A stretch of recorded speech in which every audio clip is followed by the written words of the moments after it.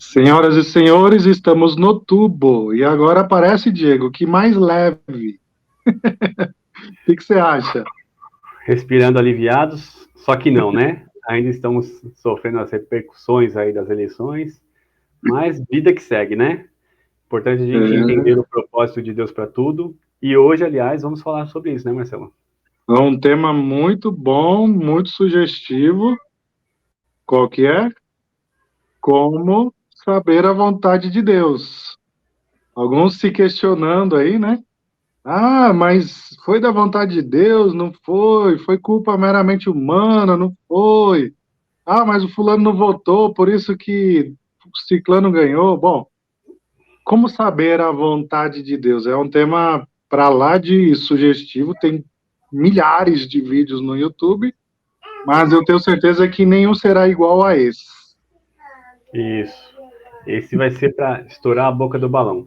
E nada mais oportuno do que falar isso agora, né? Nesse clima de terra arrasada que a gente está vivendo, muitas pessoas realmente angustiadas, indo para o tudo ou nada, outras apreensivas para saber se as coisas vão acontecer como elas esperam ainda, crendo na vontade de Deus, mas a sua moda, né, particular, uma vontade de Deus personalizada na característica da própria pessoa, naquilo que ela espera do mundo e das coisas. E tem muita gente ainda meio confusa em relação ao que é a vontade de Deus. Então, a ideia aqui hoje é trazer para vocês aí essa visão do que a Bíblia diz sobre a vontade de Deus, do que Deus espera de nós, primeiramente, né? Então, assim, para a gente começar, Marcelo, seria interessante a gente lembrar que para a gente compreender a vontade de Deus, a gente tem que andar com Ele, né? Eu acho que assim, eu conheço o Marcelo há um ano e meio aí, vai fazer um ano e meio, ou um ano, né, Marcelo? E conforme mais eu ando com o Marcelo, quanto mais próximo do Marcelo eu estou, mais eu conheço da vontade do Marcelo. O que o Marcelo espera da vida, quais são os propósitos de vida que ele tem, o que ele deseja para a família dele, o que ele espera da minha amizade com ele. Então, assim, para você conhecer a vontade de alguém, primeira coisa, você tem que caminhar com ela, você tem que ser amigo dela, dessa pessoa. E com Deus não é diferente, né? Nós sabemos que por causa do pecado, nós nos tornamos inimigos de Deus, né? O pecado nos separou de Deus.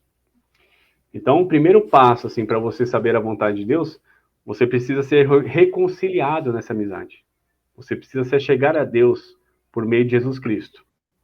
Então, esse eu acho que é o primeiro ponto, assim, de partida que a gente tem que abordar aqui nesse vídeo de hoje. Temos que nos Exato, né? reaproximar de Deus, né, Marcelo? Isso, e é o nosso mote, né? Um coração que pensa em uma mente que sente e um jeito de pensar teológico, um jeito teológico de pensar. Ou seja, é o nosso pensamento alinhado com o de Deus. É o que eu vejo muito, Diego, é que as pessoas querem descobrir qual é a vontade de Deus de uma maneira meio esotérica. Então eu vou para o horóscopo e vejo, bom, eu nasci em janeiro, então meu signo é Capricórnio, eu acho. Se eu não me engano, é isso aí. E as pessoas correm lá, deixa eu ver o horóscopo aqui para eu saber o que é da vontade do universo, desse Deus, para minha vida hoje, se eu vou ganhar dinheiro, se vai ter bons fluidos no serviço, na escola, no amor. Então, e não é diferente, né? Tem crente aí que tem aquela caixinha de promessa. Bom, vou puxar aqui uma caixinha de promessa hoje e vou ver aqui o que é a vontade de Deus. Bom, aqui está falando, aqui é um versículo meio estranho. Como interpretar isso? Ah, esse aqui não valeu muito, não. Vou pegar outro. Aí pega outro e fala, né? Ser corajoso, que eu estarei contigo, alguma coisa assim. E a pessoa, então, ela recebe uma energia daquilo como se aquilo fosse mágico. E não é assim, né?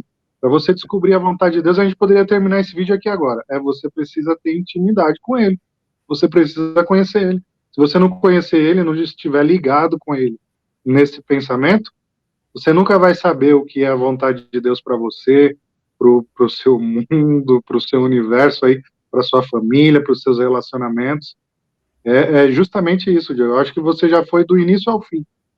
Perfeito. É o alfa e o ômega, né? Já começamos. Mas é isso mesmo. Então, assim, o que eu vejo diante do que você colocou aí, né, dessa fé esotérica que muitas pessoas têm, né? Eu vejo que muitas pessoas creem num Deus a partir do conceito de deísmo, né? Só para a gente trazer aqui para vocês, existem dois conceitos na teologia, né? Existe o conceito de teísmo, né? E o conceito de deísmo. O que é o deísmo? O deísmo é um conceito até que filosófico, né? Não é muito teológico, porque ele não parte da Bíblia, ele parte de um conceito mais filosófico do entendimento de Deus. Segundo o deísmo, Deus criou a Terra, assim como a Bíblia fala. Deus criou o universo, criou todas as coisas que nós existem, criou nós, os seres humanos. Só que o que ele fez depois da criação? Ele colocou as leis naturais na Terra e falou assim, agora tá no automático. Ele ligou o automático e foi descansar. E então a gente vive aqui sem a interferência nenhuma de Deus. Nós cremos que ele existe, né? Pro deísta, né? O deísta crê que Deus existe, mas que ele está lá no universo, no cosmo dele lá, e ele não interfere na nossa existência aqui. E muitas pessoas vivem o evangelho dessa forma, sem interagir com Deus, como se Deus não fosse um ser pessoal, alguém que queira um relacionamento com a gente. Só que ela vai lembrar de Deus só nos momentos de apuros, nos momentos de dificuldades. Então, já o teísmo, ele vai dizer o seguinte, não, o Deus que a gente crê é o Deus da Bíblia. É um Deus que criou os céus e a terra, sim, é um Deus que colocou, sim, algumas leis naturais que regem a natureza aqui na Terra, porém, ele também se relaciona com a gente, ele não nos abandonou. Ele se revelou por meio das Escrituras, e ele continua se relacionando conosco até hoje por meio do Espírito Santo. E esse Deus, ele tem algumas regras que ele espera de nós. Ele tem alguns planos e projetos para as nossas vidas, né? Ele tem a lei moral, ele tem a lei espiritual também.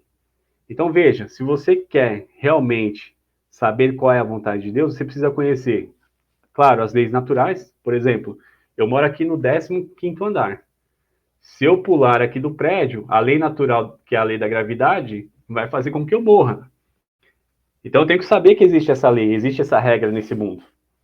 Mas eu também tenho que saber que existe uma lei moral de Deus que diz, por exemplo, que eu não posso mentir. Então, quando eu minto, eu não estou fazendo a vontade de Deus. Existe também a lei espiritual, que diz que quando eu oro, se eu estiver brigado, tretado com a minha esposa, Deus não ouve minha oração. Isso é uma lei espiritual. Então, a gente precisa começar a entender esses três campos aí, para que a gente possa partir do básico, né? Daquilo que já está prescrito, já estão pré-estabelecidas essas regras, e aí, a partir do momento que eu as conheço, eu posso praticá-las e aí sim fazer a vontade de Deus. Porque a vontade de Deus, ela vai falar do como e não do que. Porque eu vejo, Marcelo, não sei se você viveu isso também na sua adolescência, na sua juventude, ou até por esses dias, muitas pessoas, até eu já vivi essa situação, de ter diante de mim possibilidades de escolha, por exemplo, emprego A, emprego B, profissão A, profissão B. E aí eu ficar pensando, poxa, qual que é a vontade de Deus para minha vida? Será que é o caminho A ou o caminho B? E se você olhar na Bíblia, a Bíblia não vai dizer em detalhe o que você tem que fazer, mas ela vai dizer o como, né, Marcelo? Existem princípios, né? Isso. O que seria um princípio? O princípio, ele é uma regra de mão pela qual eu posso tomar uma decisão. Isso é um princípio. Então, eu tenho ali uma regra de mão onde eu tomo uma decisão a respeito do que eu preciso tomar. E existem os princípios bíblicos. O que é um princípio bíblico? O princípio bíblico é uma regra de mão pela qual eu posso tomar uma decisão, só que agora baseado no caráter de um Deus imutável. Qual é o caráter imutável deste Deus, que é eterno? É a palavra dele.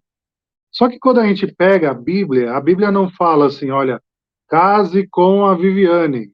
No seu caso, né, Diego? Case com a Karen. Não, mas ela nos dá princípios que nós precisamos reger, então, as nossas decisões. A Bíblia não fala para você, olha, você não pode fumar. Mas existem princípios gerais, como da medicina, por exemplo, que vai dizer que fumar faz mal. Então você se pergunta, será que é da vontade de Deus que eu tenho o vício de fumar? É óbvio que não é, porque a própria medicina, ou seja, um princípio geral, já diz que você não pode fumar. E existe o princípio bíblico, que é de você tomar conta do teu corpo, que é o templo do Espírito Santo, e você não pode deixar essas coisas te dominar. Então, é óbvio que existem meios para que nós possamos entender a vontade de Deus, e são muito simples.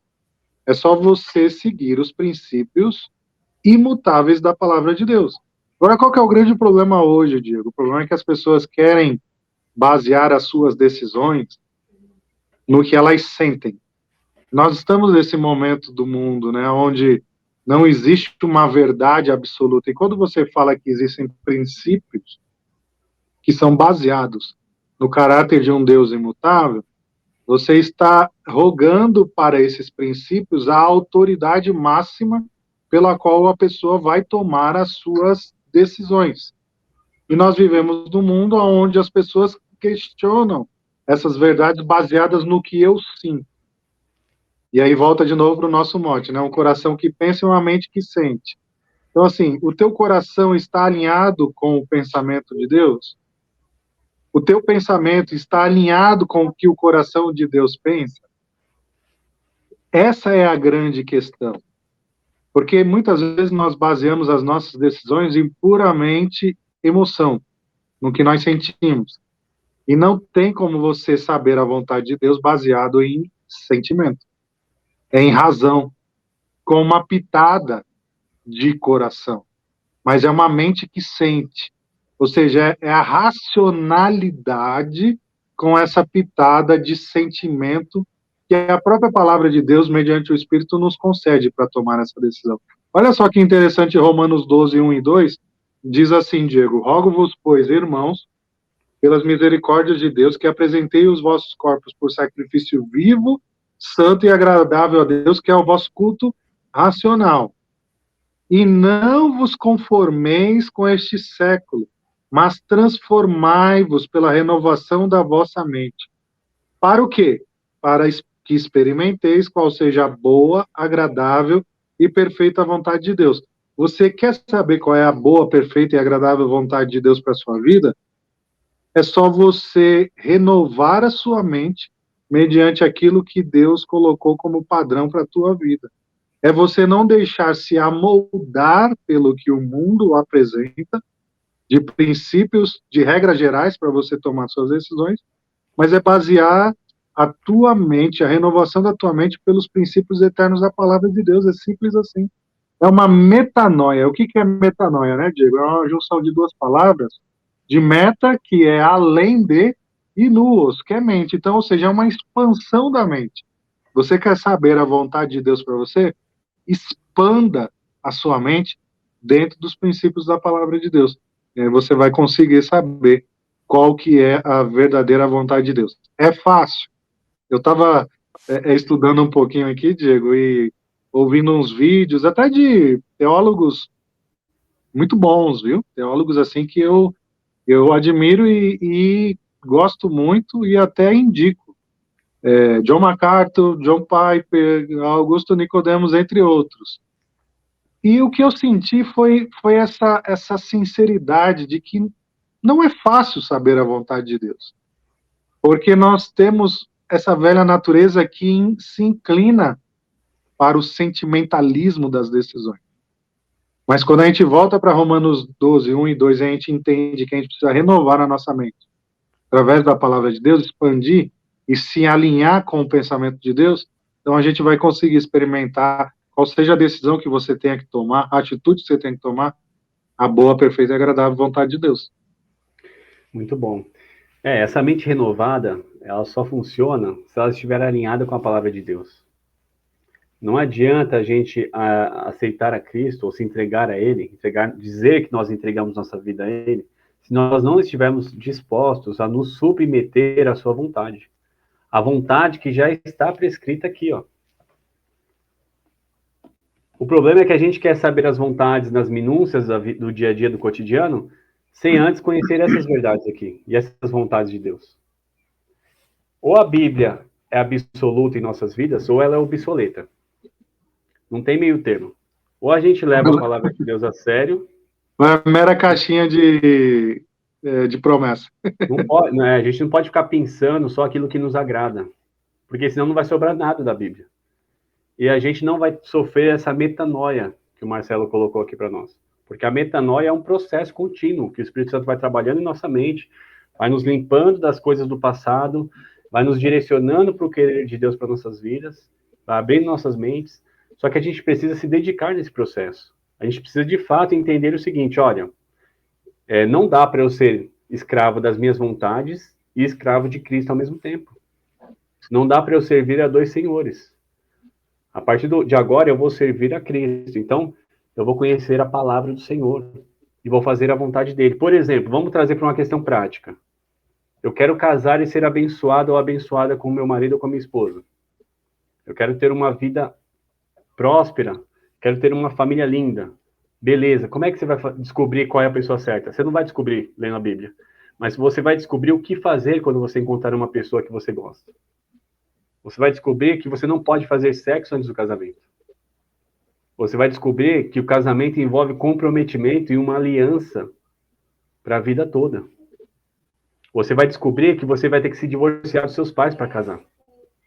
Porque se você não deixar seus pais pai e mãe aqui no coração e fisicamente, você não está apto para assumir uma família nova. Porque casar-se é se divorciar com os pais. E muitas pessoas não querem cumprir esses preceitos bíblicos. Aí depois, quando ela está lá na pressão, né, dentro do vale de ossos secos, ela fica clamando pela vontade de Deus. Espera lá. Deus já tinha falado qual era a vontade dele antes, mas você não ouviu, você fez a sua vontade, você fez o seu desejo, você cumpriu aquilo que te dava prazer, e não aquilo que era o prazer de Deus para a sua vida. Então, assim, aí que a gente está falando aqui, trazendo essa verdade para vocês. Você quer saber a vontade de Deus? Leia a Bíblia primeiro. Procure cumprir e meditar naquilo que já está prescrito, aquilo que já está claro. Ah, eu quero um emprego. Aí me surge a possibilidade de trabalhar, sei lá, numa boate. Eu vou participar lá de situações pecaminosas, eu vou estar em contato com pessoas de uma vertente totalmente diferente da que eu me proponho como um filho de Deus. Isso vai ser bênção para a minha vida? Isso vai compactuar com aquilo que Deus tem feito na minha vida? Não vai. Isso vai me ajudar no processo de santificação na presença de Deus? Não vai. Então, óbvio que isso não é de Deus para a minha vida. Por quê? Nós temos que pensar o seguinte: nós éramos escravos do pecado e Cristo nos comprou. Cristo nos trouxe para o lado dele. E agora, nossa vida não pertence mais a nós. Nossa vida pertence a Ele. Efésios 2:10 diz assim, ó, pois somos obra-prima de Deus. Você é uma obra-prima de Deus, criados em Cristo Jesus a fim de realizar as boas obras que Ele de antemão planejou para nós. Deus já tem um plano para a sua vida. Deus tem um plano para mim e para do Marcelo. E como nós vamos descobrir qual é o plano de Deus? Como nós vamos executar esse plano? Cumprindo a vontade dele revelada nas Sagradas Escrituras, na Bíblia Sagrada. Não tem segredo. O que tem é uma grande dificuldade de colocar em prática. Aí, se você falar para mim que é difícil, eu vou falar assim, concordo com você. Agora, falar assim, é obscura a vontade de Deus? Pero no mucho. Pero no mucho. A vontade de Deus não é obscura. Ela é super difícil de ser colocada em prática, mas obscura jamais. Então, você quer conhecer a vontade de Deus? Você quer ser abençoado na sua vida profissional, no seu ministério, na família que você quer constituir ou que você já constituiu? Se debruce nas verdades de Deus.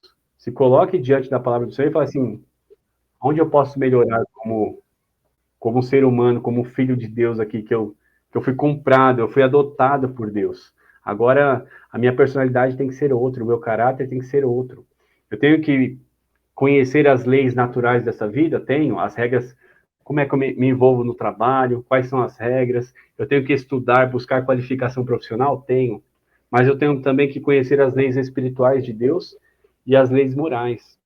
E praticar isso na minha vida. Aí, eu vou falar para vocês, não é fácil fazer isso sozinho. Eu tô vendo muita gente querendo ser cristão sozinho. Não dá para ser cristão sozinho, tem que caminhar com outras pessoas. Por quê? A gente vai falhar. A gente vai chegar num ponto que a gente vai estar limitado no nosso conhecimento. A gente vai precisar de alguém que tenha algum dom do ensino, dom da palavra, dom da oração, dom da intercessão, alguém que louve e nos eleve nosso coração a Deus, que nos anime a continuar nessa caminhada com Ele, nesse crescimento espiritual. Então, não se isole. A vontade de Deus muitas vezes é revelada na relação do corpo de Cristo também. Então, não esteja sozinho, caminhe com alguém. Não se isole, não fique em casa achando que você vai servir a Deus em isolamento. Isolamento não dá para servir a Deus. Você vai se limitar e você vai acabar perdendo a oportunidade de conhecer a vontade de Deus em muitos aspectos. É isso mesmo. E um padrão para que nós possamos decidir e saber definitivamente qual é a vontade de Deus, existe um filtro com várias etapas. E talvez a última etapa, ou poderemos colocar como a primeira, é 1 Coríntios 10:31, que diz: portanto, quer comais, quer bebais, ou façais qualquer outra coisa, fazei tudo para a glória de Deus. Nós estamos aqui para a glória de Deus. Nós não somos senhores da nossa história. A nossa vida não é sobre a nossa história. A nossa vida é sobre a história de Deus e da sua redenção, para a sua glória. Então, tire um pouco você do foco e coloque Deus. E aí, quando você coloca, então, esse filtro, seja ele no início ou no fim, você fala, bom, se eu fizer isso, vai render glórias a Deus? É a vontade de Deus. Se eu fizer isso, não vai trazer glórias a Deus. Então, você pode ter certeza que não é a vontade de Deus. Muito bom, perfeito, é isso. Esse é o critério, esse é o filtro. Deus vai ser glorificado na minha vida? Vai, então bora, vamos para frente. Não, isso aqui eu acho que não está de acordo com a palavra de Deus. Então, pronto, você vai ter a resposta. A grande dificuldade é não insistir no desejo do coração. Algo que a gente tem falado muito aqui, né? Desde os primeiros vídeos aqui, se você quiser assistir, procure lá os primeiros vídeos, que a gente fala muito sobre o desejo do coração, sobre como o nosso coração age e influencia negativamente nossas vidas. Porque, de fato, a gente vive esse dilema, né, Marcelo? O querer do nosso coração, os nossos desejos, em conflito constante, em choque constante com a vontade de Deus. Esse coração idolátrico que a gente tem, que procura a glória própria para nós. Nós gostamos de confete, nós gostamos de elogio, nós gostamos de ter o nosso nome glorificado. Isso está sempre batendo de frente com aquilo que Deus quer que a gente faça, com a glória que Ele deseja que a gente eleve para Ele. Então, a gente tem que estar ciente disso, né? É conhecer o nosso coração, conhecer que o nosso principal inimigo não é o político que vai assumir, não é o vizinho, não é o irmão da igreja, não é o pastor, não é o meu colega de trabalho. Meu principal inimigo nessa tarefa de honrar e glorificar a Deus e fazer a vontade de Deus sou eu mesmo. Eu sou o meu maior sabotador. Nós vivemos nos sabotando, né? Nós vivemos colocando limites no agir de Deus em nossas vidas. E aí a gente acaba não vivendo tudo aquilo que Ele tem para nós. Porque, como a gente leu aqui, Deus ele já tem um plano para nós de antemão, que Ele preparou lá na eternidade. Muito antes da gente nascer, Ele já tinha um plano para nossas vidas. E esse plano é um plano abençoado.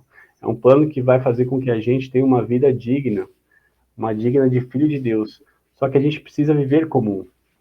Então, assuma essa postura, assuma essa posição diante de Deus. Espero que essas palavras sirvam para te aquecer mesmo no seu coração, te animar, fazer você voltar a viver um propósito de Deus para sua vida e deixar que Deus faça com que você atinja o máximo que você pode aqui nessa existência.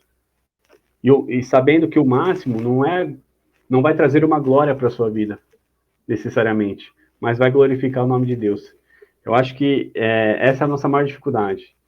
Parar de correr atrás de nos vangloriarmos para vivermos para a glória de Deus. Esse é o ponto nevrálgico aqui do viver a vontade de Deus. Como viver e como entender.